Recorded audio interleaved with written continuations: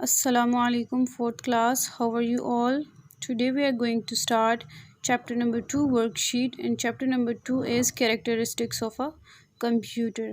Answer the following question. Define the following characteristics of a computer. First है A speed, B versatility, C accuracy. Question number 2 is mention any 4 uses of computer.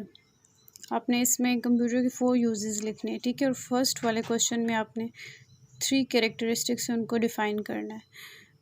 आप book और copy की help लेके इस worksheet को solve कर सकते हैं।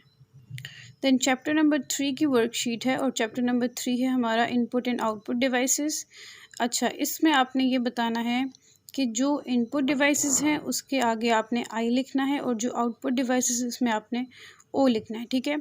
आपने बताना है कि मॉनिटर क्या है, इनपुट है या आउटपुट है।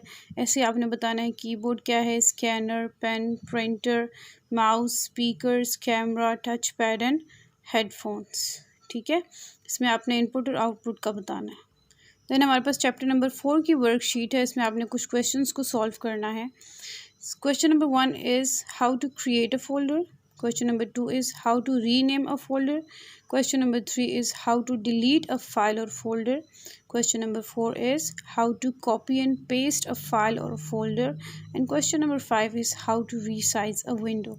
ये सब क्वेश्चन के आंसर आपको बुक में से मिल जाएंगे, वहाँ से आपने इसको सॉल्व करना है, ठीक है।